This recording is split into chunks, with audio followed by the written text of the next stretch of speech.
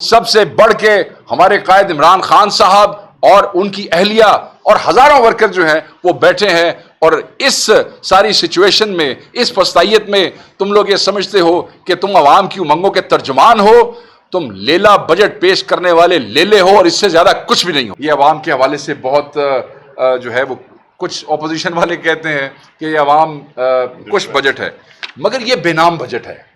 یہ پہلا بجٹ ہے کہ یہ ڈیسپریٹ فرسٹریٹڈ ٹیم جو ہے ان کی فائنانس کی، وہ اس بجٹ کو کوئی نام بھی نہیں دے سکی۔ کس منہ سے نام دیتے؟ کیونکہ نام بنتا نہیں ہے۔ یہ ایک لعنت بھری دستاویز ہے، یہ ایک اقتصادی پھانسی گھاٹ ہے، یہ ایک نجس حکومت کی نحوست کا ایک نمونہ ہے۔ یہ وہ بجٹ ہے جو کہ ملکی معیشت کے اوپر یہ ایک حملہ ہے۔ اور ابھی آنے سے پہلے کنسنسس ہوا، پاکستان تحریک انصاف یہ سمجھتی ہے کہ آپ تو اس کو بجٹ کو نام نہیں دے سکے، ہم اس کو نام دیتے ہیں، اور پاکستان تحریک انصاف جہاں اس کو ریجیکٹ کرتی ہے، مسترد کرتی ہے، اور وہ کیوں کرتی ہے اس پہ بات ابھی کریں گے۔ عمر ایوب صاحب اور شبلی بھائی نے بات کی، اور راجہ صاحب نے۔ کنسنسس یہ ہوا ہے کہ مسترد کرتے ساتھ ساتھ ہم اس کو ایک نام دیتے ہیں، اور اس کا نام ہے لیلا بجٹ۔ تو یہ لیلا بجٹ کیوں ہے؟ قربانی کے اوپر لیلے ذبح کیے جاتے ہیں۔ اس لیلا بجٹ کے تھرو عوام کو ذبح کیا گیا ہے۔ اب دیکھیں عوام کو کیسے ذبح کیا گیا ہے کہ نام دے نہیں سکے، کس شرمندگی سے دیتے۔ 45% وہ جو لوگ خط غربت کے اس سے نیچے چلے گئے ہیں، جس کی 11 کروڑ سے تعداد زیادہ ہے، ان کے لیے آپ نے کیا کیا ہے؟ کون سا ریلیف دیا ہے آپ نے اس سارے بجٹ کے اندر؟ تنخواہ دار طبقے کی آپ نے بات کی ہے، 10% کی آپ بات کرتے ہیں، پچھلے 6 مہینے سے کہہ رہے ہیں 6% سے 10% پہ ہوا۔ یہ 10% کس کے لیے ہے؟ یہ صرف ان لوگوں کے لیے ہے جن کی سالانہ آمدن جو ہے وہ 22 لاکھ ہے۔ اس کا مطلب کیا ہے؟ اس کا مطلب یہ ہے کہ جب آپ یہ 10% کا انکریز اس سالانہ 22 لاکھ والے کو دیں گے تو آج آ کے بچت جو ہے وہ صرف 25,000 ٹیکس یا 30,000 ٹیکس بنتی ہے، اس سے زیادہ نہیں بنتی ہے۔ یہ جو 10% سے لوگ خوش ہو رہے ہیں نا کہ تنخواہوں میں اور یہ اس میں سارا اضافہ ہو گیا، تو آج آ کے وہ 25,000 کا ریلیف ہے تھوڑے کول، وہ بھی آپ کا کوئی ٹیکس اگر بچ جاتا ہے تو اس سے اچھا، اس بے شرمی سے اچھا وہ معذرتی کر لیتے۔ آپ کیا سمجھتے تھے کہ اپوزیشن کی نظروں سے یا تحریک انصاف کی نظروں سے یہ جو آپ باریک واردات ڈالنے کی کوشش کرتے ہیں یہ نہیں گزرے گی؟ یہ 10% کل ہم نے بات کی تھی، وہ جو 11% کی کور انفلیشن ہے، یہ 10% کا اضافہ اس 11% کی کور انفلیشن کو پورا کرتا ہے؟ یہ تو اس کو بھی ایڈریس نہیں کرتا ہے۔ تو پھر آپ کیسے کہتے ہیں کہ آپ نے تنخواہ دار طبقے کو ریلیف دیا ہے؟ آپ نے تو ریلیف نہیں دیا ہے، آپ نے تو بیسیکلی تنخواہ دار طبقے پہ واردات ڈالنے کی کوشش کی ہے۔ پینشنز 7.6% انکریز، یہ کس حساب سے؟ کوئی سمجھ نہیں آئی کس حساب سے۔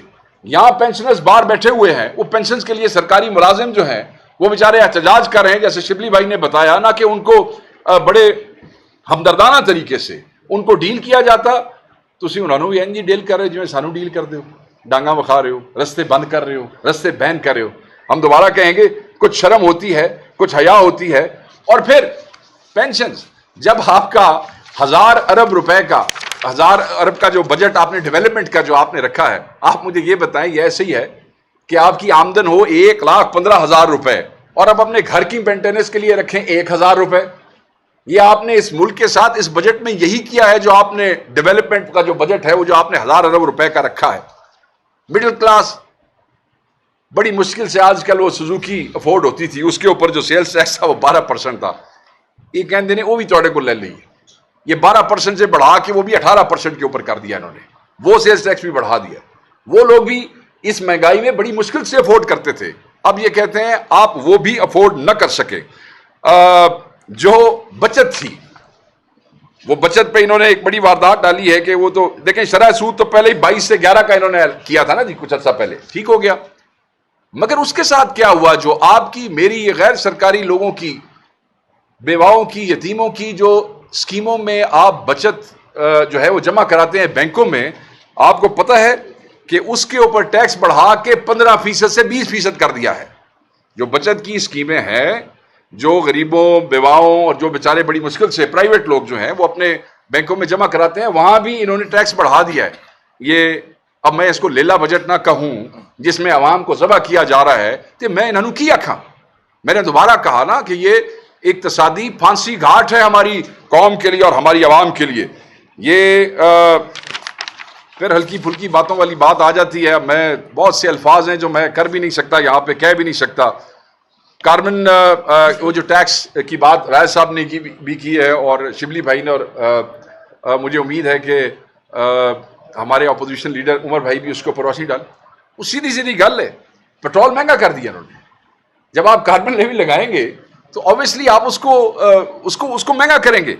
اور پھر یہ کہتے ہیں کہ جی گردشی قرضہ اتارنے کا یہ اپنے سر سیرا لینا چاہتے ہیں, جس کو ہم سرکولر ڈیٹ کہتے ہیں. نہیں, مہربانی کرو, یہ رنگ بازی نہ کرو ساڑھے نال. آپ نے 1200 ارب روپے کا جو لون لیا ہے بینکوں سے کہ آپ نے وہ گردشی قرضہ جو ہے وہ اتارنا ہے, اب اس کا جو سود ہے وہ آپ کے اور میرے بجلی کے بلوں میں سے جائے گا. وہ کیسے جائے گا؟ کیونکہ بجلی پہ انہوں نے ڈیٹ سرچارج سروسز جو ہے وہ انہوں نے لگا دیا ہے. اس کا یہ مطلب ہے کہ وہ پیسے آپ کی جیب میں سے نکلیں گے.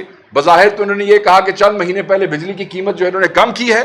اس کو ایسے عوام سے انہوں نے کاٹنے کی کوشش کیا. نکم ناہل نالائق لوگ ہیں یہ, مسترد لوگ ہیں جنہوں نے ایک ایسا بجٹ بنایا ہے, لیلا بجٹ جسے میں کہہ رہا ہوں, جس کو عوام بھی مسترد اسی طرح کر رہی ہے جس طرح پاکستان تحریک انصاف کر رہی ہے.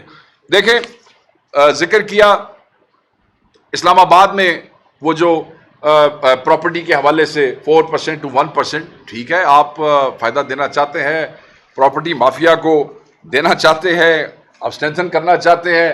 رائے صاحب نے اس کا ذکر کیا ہے, کریں. آپ کی وجہ شہرت یہ ہے. ایک بار بار فکر اخباروں میں آ رہا ہے 2200 ارب گندم کا. یہ 2200 ارب دیکھیں یہ کیسے ہے. میں بات اپنی یہاں پہ ایک اس کے اوپر ختم کروں گا.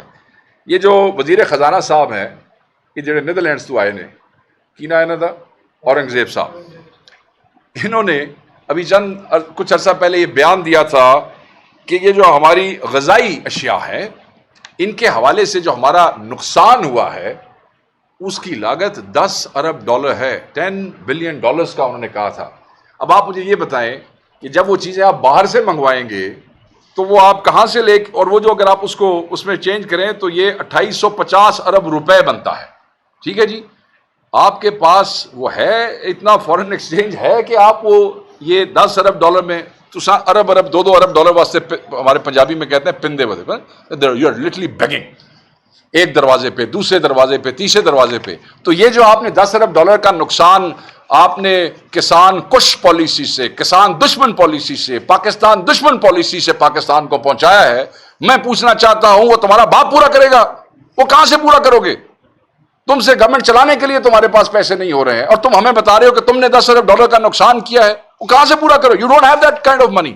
سو وہ نقصان جو ہے وہ صرف 1 لائن کے اندر نہیں ایکسپلین کیا جا سکتا. 2200 ارب یہ اس سے بھی گریو ہیں. فورن ایکسچینج ہوگا نہیں ہوگا, لا سکیں گے نہیں لا سکیں گے, کس چیز کی قلت پیدا ہوگی, کس چیز میں قحط پیدا ہوگا, کہاں مزدور مرے گا, کہاں کسان مرے گا. تو یہ بڑی امپورٹنٹ چیز تھی. سرکاری ملازموں کے حوالے سے شبلی بھائی نے بات کی ہے اور بالکل وہ ٹھیک بات کی ہے. ظلم ہے ان پہ, یاد رکھیے گا. پروڈکشن آرڈرز پھر جو ہیں ہمارے سینیٹر اعجاز چودھری صاحب کے حوالے سے, وہ یوسر رضا گیلانی بھی یہیں پہ موجود ہیں جو کہتے تھے کہ میں بالکل سینٹ میں نہیں آؤں گا جب تک وہ پیش نہیں ہوں گے. ہماری ٹیم نے, ہمارے اپوزیشن لیڈر نے بڑی محنت سے, بڑی مشکل سے, بڑے عرصے پرسویٹ کرنے کے بعد وہ پروڈکشن آرڈر نکلوائے بھی صحیح. نتیجہ آپ دیکھ لیں, آج بھی اس ملک کے سینٹ آف پاکستان کا ایک سینیٹر ناحق بیٹھا ہے. پروڈکشن آرڈر موجود ہیں. ڈاکٹر یاسمین راشد ناحق بیٹھی ہیں, عمر سرفراز چیمہ ناحق اندر بیٹھا ہے, ادھر آپ کا میاں محمود الرشید بیٹھے ہیں, اور